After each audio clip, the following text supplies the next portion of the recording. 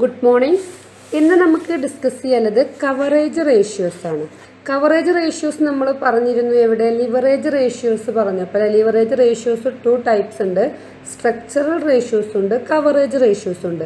Structural റേഷ്യോസിൻ്റെ important റേഷ്യോസാണ് നമ്മൾ ഇതുവരെ discuss ചെയ്തിരുന്നത്. അത് കംപ്ലീറ്റ് ആയി. ഇന്ന് നമുക്ക് ഡിസ്കസ് ചെയ്യാനുള്ളത് കവറേജ് റേഷ്യോസും അതിലെ ഇമ്പോർട്ടൻ്റ് ടൈപ്സ് ഓഫ് റേഷ്യോസും. First coverage ratios. Coverage ratio ആണ് second type of leverage ratio. Leverage റേഷ്യോയുടെ ഒരു സെക്കൻഡ് ടൈപ്പാണ്.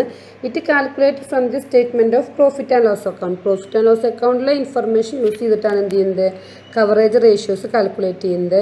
എന്നാൽ സ്ട്രക്ചറൽ റേഷ്യോസ് ഏതിലെ ഇൻഫർമേഷൻ നമ്മൾ യൂസ് ചെയ്യുന്നത്? ബാലൻസ് ഷീറ്റിലെ ഇൻഫർമേഷനാണ് യൂസ് ചെയ്യുന്നത് അല്ലേ? These ratios are used to test the firm's ഡെപ്റ്റ് servicing capacity. എന്തിനാണ് കവറേജ് റേഷ്യോ യൂസ് ചെയ്യുന്നത്? ഫേമിൻ്റെ ഡെപ്റ്റ് സർവീസിങ് കപ്പാസിറ്റി ടെസ്റ്റ് ചെയ്യാനാണ്. What you mean by ഡെപ്റ്റ് servicing capacity? ഡെപ്റ്റ് servicing capacity means the ability of the firm to make periodic payment of interest and preference dividend. ഒരു ഫേമിന് preference ഡിവിഡൻറ്റും ഇൻട്രസ്റ്റും പീരിയോഡിക്കായിട്ട് പേ ചെയ്യാതെ ആ ഫേമിൻ്റെ എബിലിറ്റിയാണ് എന്ത് വിളിക്കുന്നത്? ഡെപ്റ്റ് servicing capacity എന്ന് പറയുന്നത്. Okay, അപ്പോൾ important coverage ratios: first interest coverage ratio, second one dividend coverage ratio, next total or overall coverage ratios. ഇത്രയാണ് എന്തിൻ്റെ അണ്ടറിൽ വരുന്നത്? കവറേജ് റേഷ്യോസിൻ്റെ അണ്ടറിൽ വരുന്നത്. ഓക്കെ, അപ്പോൾ ഫസ്റ്റ് നമുക്ക് ഡിസ്കസ് ചെയ്യാനുള്ള ratio. First ratio interest coverage ratio. Interest coverage ratio measures the capacity of the firm to pay interest on loans and debentures regularly. ഡിബെഞ്ചറിൻ്റെ ലോണിൻ്റെ മേലുള്ള ഇൻട്രസ്റ്റ് പേ ചെയ്യാനുള്ള ഫേമിൻ്റെ കപ്പാസിറ്റി മെഷർ ചെയ്യുക.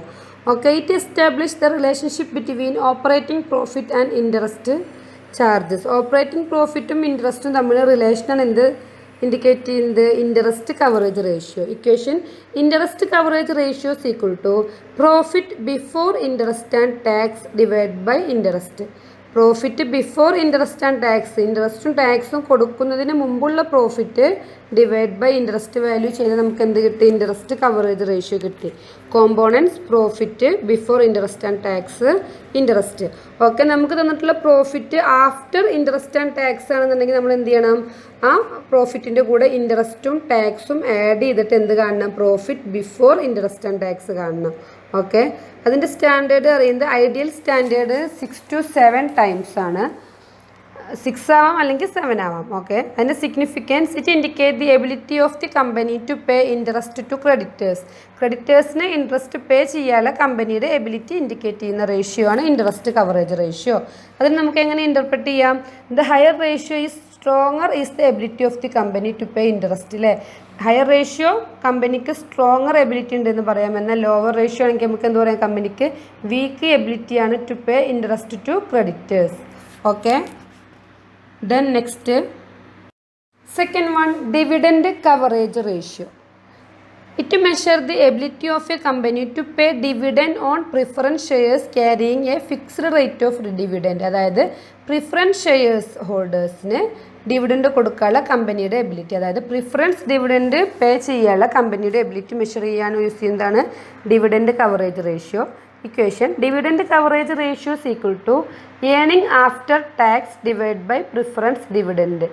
ഏണിംഗ് ആഫ്റ്റർ ടാക്സ് അതായത് EAT, earning after tax divide by preference dividend. Earning after tax പറഞ്ഞാൽ profit after tax അല്ലെ, interest കൊടുത്തതിന് ടാക്സ് കൊടുത്തതിനും ശേഷമുള്ള ഏണിങ്സ്, ശേഷമുള്ള പ്രോഫിറ്റ്. ഓക്കെ, അതിൻ്റെ സ്റ്റാൻഡേർഡ്സ് പറയുന്നത് ഐഡിയൽ സ്റ്റാൻഡേർഡ് ഈസ് 2 ടൈംസ് ആണ്. 2 ആണ്, 2:1. ഓക്കെ, സിഗ്നിഫിക്കൻസ് പറയുന്നത് it reveals the safety margin available to preference share holders. Preference share ഹോൾഡേഴ്സിൻ്റെ മാർജിൻ എന്ത് ചെയ്യുക? സേഫ്റ്റി റിവീൽ ചെയ്യുന്നതാണ് എന്ത്? Dividend coverage ratio. അതിനെ ഇൻ്റർപ്രറ്റ് ചെയ്യുക എങ്ങനെ? The higher ratio is better to the preference share holders. അല്ലെ, ഹയർ റേഷ്യോ എന്താണ്?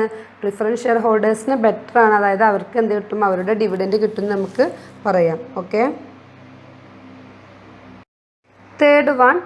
തേർഡ് കവറേജ് റേഷ്യോസ് ആണ് total or overall coverage ratio.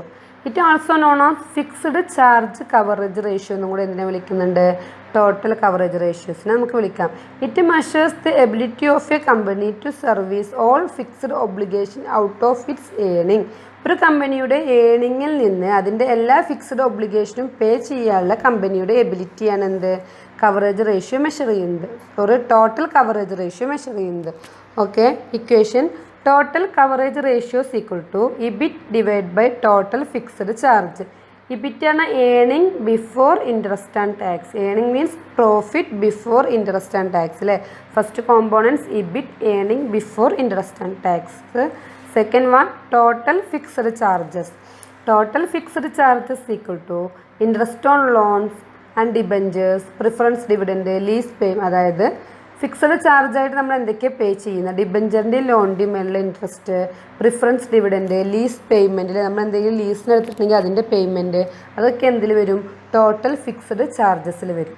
Okay, അത്രയാണ് എന്ത് ഫിക്സഡ് ചാർജസ്. അങ്ങനെ നമ്മൾ എന്ത് ടോട്ടൽ കവറേജ് റേഷ്യോസ് കാൽക്കുലേറ്റ് ചെയ്യുന്നത്. ഓക്കെ, അപ്പോൾ 3 റേഷ്യോസാണ് ഏതിൻ്റെ അണ്ടറിൽ വരുന്നത് കവറേജ് റേഷ്യോസിൻ്റെ അണ്ടറിൽ വരുന്നത്. First one interest coverage ratio, second one dividend coverage ratio, third one total coverage ratio.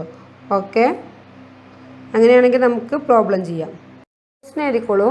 The operating profit of A limited after charging interest on debentures and tax is ₹1,60,000.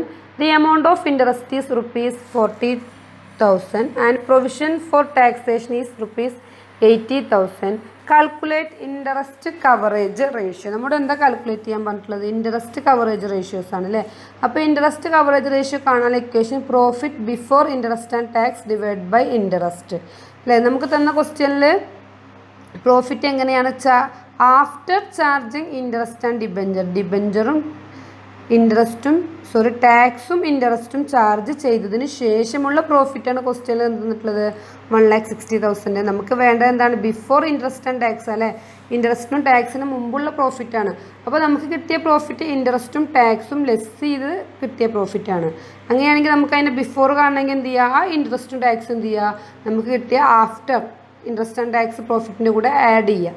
അപ്പോൾ calculate profit before interest and tax, profit after interest and tax 1,60,000, add interest 40,000, tax 80,000. അപ്പോൾ നമുക്ക് എന്ത് കിട്ടി profit before interest and tax എത്ര കിട്ടി 2,80,000 divide by എന്ത് വേണം interest എത്രയാണ് 40,000. അപ്പോൾ നമുക്ക് എന്ത് കിട്ടും 7 ടൈംസ് നിന്ന് കിട്ടും അല്ലേ. അപ്പോൾ നമുക്ക് എന്ത് ഇൻറ്റർപ്രറ്റ് ചെയ്യാം, നമുക്ക് കിട്ടിയ ഇൻട്രസ്റ്റ് കവറേജ് റേഷ്യോ എത്രയാണ് 7 ടൈംസ് ആണ്. അപ്പോൾ എന്താ stronger ability of a company to pay ഇൻട്രസ്റ്റിൽ ഇൻട്രസ്റ്റ് കൊടുക്കാൻ കമ്പനിക്ക് എന്താ നല്ല സ്ട്രോങ് എബിലിറ്റിയാണ് ഉള്ളത്.